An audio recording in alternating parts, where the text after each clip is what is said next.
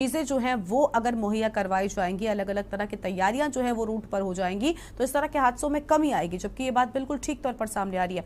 आपको क्या लगता है, क्योंकि कल जिस तरह से ये दुखद हादसा देखने को मिला जहां पर 26 श्रद्धालुओं की जान चली गई है, क्या कुछ कहना चाहेंगे आप? क्या आपको कहीं कमी लगती है या फिर आपको सिर्फ और सिर्फ ये एक्सीडेंट लगता है? देखिए, कल जो दुर्घटना हुई रविवार को बहुत ही दुखदपूर्ण है। मैं सबसे पहले उनके परिवार को संवेदना व्यक्त करता हूँ, क्योंकि ये बहुत ही दुखद हुआ। एक चार धाम यात्रा में आए और फिर उनके बाद ये घटना हो गई। लेकिन हम लोग काफ़ी समय से चार धाम यात्रा पर हम डिबेट भी कर रहे हैं, लगातार आ रहे हैं। और हम्म। हमने पहले पिछले जो अभी डिबेट हुई थी मेरे ख्याल से शनिवार या को, तो डिबेट में हमने बात कही थी सुझाव की। तब बीजेपी के जो प्रवक्ता हैं वो हम पर नाराज हुए थे कि हम सुझाव लेने को भी राजी नहीं थे। हम्म। तो हम जब आते हैं, कोई सुझाव देते हैं, तो उसको मानने को भी कोई सरकार राजी नहीं है, बात करने को राजी नहीं है, तुनकबाजी में है। तो मन में क्या बताएं। उस दिन कुलदीप राणा जी जो पत्रकार हैं हमारे साथ बैठे हैं, हम्म। उन्होंने साफ बताया अभी तक कोई वही बात दुर्घटना नहीं हुई बस की। तो उन्होंने बड़ा अच्छा बोला था उस दिन, बड़े पूरे उन्होंने तरीके से डेकोरेटेड तरीके से सब कुछ समझाया। जहां तक भारतीय जनता पार्टी को कोई वो किसी बात को सुनने को राजी नहीं है। अब हम आते हैं तो क्या क्या क्या बताएं। अब हमारी तो बड़ी विपदा है यहाँ तो, ना सरकार किसी तरह के सुझाव को समझती। अगर हम्म। आज रजिस्ट्रेशन नहीं होता, मैं हम्म। बता रहा हूँ, बहुत बड़ी बड़ी दुर्घटनाएं होती। इसी में डिबेट में मैंने जब हल्ला किया था कैसे बंद करें, आपको याद भी होगा। हाँ, और हाँ कल जी। परसों को जब ये बात हो रही थी, तो वो बीजेपी के जो प्रवक्ता है वो सुझाव लेने, तो हम क्या सुझाव दें? अब आगे आगे क्या दे सकते हैं? बाकी तो हमें बोलने का बिल्कुल अधिकार ही नहीं रही डेमोक्रेसी में। तो फिर फायदा क्या है? हमें तो समझना पड़ेगा। ना सुझाव ले रहे हैं, ना किसी को समझ रहे हैं। ठीक है, हम्म। वो एक घटना हुई, लेकिन इसमें टेक्निकलिटी भी देखनी पड़ेगी। अगर बंदा ज्यादा काम कर रहा है, देखिए घोड़े खच्चर भी तो मरे। हम्म। किस कारण मरे? किस हम्म। कारण मरे? Work loading. मनुष्य काम कर रहा है, वर्क लोडिंग। ठीक है। ये टेक्निकली कमी है। आप क्या रहे हो इतने समय से? तो मैं क्या बोलूं आगे? मैं सजेशन नहीं दे सकता आप, और मैं आगे दूंगा भी नहीं। और मैं कुलदीप राणा जी से भी कहूंगा, वो उन्होंने बहुत काफी कुछ बोला था कि ऐसे ऐसे तरीके से। आप तो सजेशन देना ही बेकार है। नहीं, देखिए, सजेशन आप जरूर दीजिए और सरकार को इस तरह के अगर कुछ सुझाव आते हैं जिनसे श्रद्धालुओं को बेहतरी होगी, जो यात्री हैं उनको बेहतरी होगी, तो मुझे लगता है सरकार को सुनना भी चाहिए ही नहीं बल्कि सुनना ही चाहिए। क्योंकि कहीं ना कहीं मकसद जो है वो सबका यही है कि चार धाम में पहुंचने वाले यात्री श्रद्धालु सुरक्षित रहें, सेफ रहें, उत्तराखंड की जनता के साथ साथ जो बाहर के लोग भी उत्तराखंड पहुंच रहे हैं वो सुरक्षित रहें। कुलदीप राणा साहब के पास चलते हैं। कुलदीप जी, अभी आपने सुना यहाँ पर सभी पार्टियों की बात। अमरजीत जी कह रहे हैं कि देखिए, आलोचना हम नहीं कर रहे क्योंकि बेहद दुखद हादसा है, 26 लोगों की जान जाना बहुत बड़ी बात है। सोचिए आप, उसमें से सभी लोग ईश्वर के दर्शन करने के लिए जा रहे थे। कितनी खुशी का माहौल होता है जब लोग यहाँ पर पहुंचते हैं, और उसके बाद इस तरह के हादसे का शिकार हो जाना। सिर्फ 4 लोग बचे हैं। अभी जैसा कि ड्राइवर की ओर से बताया गया है कि स्टीयरिंग फेल हो गया था।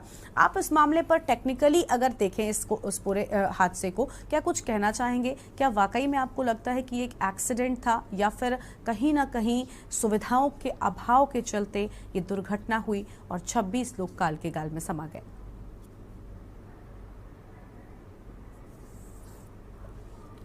देखिए, ऐसी ये दुर्घटना गरिमा, कुलदीप जी, मैं गरिमा आपके दुर्घटनावश हुई, साथ। भ्रमवश हुई। गरिमा, हाँ, सॉरी। देखिए गरिमा, ये दुर्घटना चाहे दुर्घटनावश हुई हो, हम्म। तकनीकी खामी से हुई हो, मानव निर्मित खामी से हुई हो, मानव स्वभाव की वजह से हुई हो, लेकिन वो 26 लोग तो चले गए। बिल्कुल। जो पुण्य प्राप्ति के लिए भगवान चार धाम के यात्रा के लिए आए थे, भगवान बद्री विशाल, भगवान केदारनाथ, माँ गंगा, माँ यमुना के दर्शन के लिए आए थे। ठीक, और उनके मन में क्या भाव रहे होंगे और आज उनके परिवार के मन में क्या भाव होंगे। जो चले गए वो तो लौट नहीं सकते हैं, लेकिन हर घटना अपने पीछे कई सारे सवाल छोड़ जाती है और कई सबक भी दे जाती है।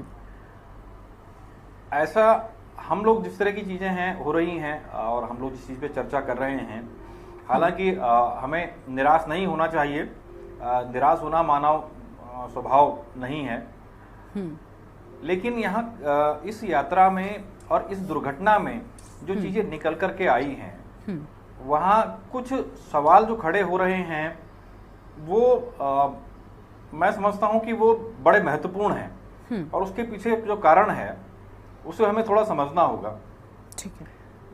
देखिए, चारधाम यात्रा में उत्तराखंड में, क्योंकि ये जो वाहन था ये उत्तराखंड का वाहन था और चारधाम यात्रा के अतिरिक्त जब उत्तराखंड में यात्रा नहीं होती है तो जो वाहन होते हैं वो यहीं की लोकल कन्वेंस के काम आते हैं। लोकल जो यात्री हैं, कम्यूटर्स हैं, उनको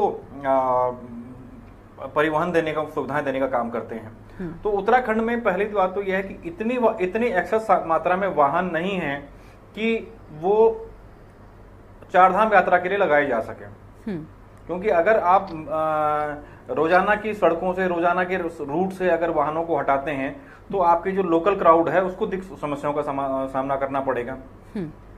अब हो क्या रहा है कि कुछ बातें ऐसी हैं जो परिवहन विभाग पर भी सवाल खड़े करती हैं और यहाँ जो मैं सबसे बड़ी जिम्मेदारी देख रहा, गैर जिम्मेदारी जो मैं देख रहा हूं वो परिवहन विभाग की मुझे साफ नजर आ रही है। उसका कारण यह है कि आपको ध्यान होगा कि कुछ साल पहले गडकरी जी ने, जो कि केंद्रीय सड़क परिवहन मंत्री हैं, उन्होंने परिवहन विभाग को लेकर के क्या टिप्पणी की थी। उन्होंने कहा था कि ये विभाग ऐसा है जहां दलालों का डेरा होता है। ये हम नहीं कह रहे हैं, ये केंद्रीय परिवहन मंत्री के बयान है, उन्होंने टीवी पे कहा है ये बात। ठीक है। और हमें इसको केंद्रीय की व्यवस्था करनी है और हमें इसे खत्म करना है। और उन्होंने तमाम सुझाव भी दिए थे इसमें और तमाम तरह की कोशिशें भी वो कर रहे हैं लगातार, क्योंकि भाजपा केंद्र सरकार में सबसे प्रगतिशील मंत्रियों में उनकी गिनती होती है। हाँ। दूसरा, उत्तराखंड के परिवहन विभाग का जो ढांचा है हमें उसको समझना होगा। यहाँ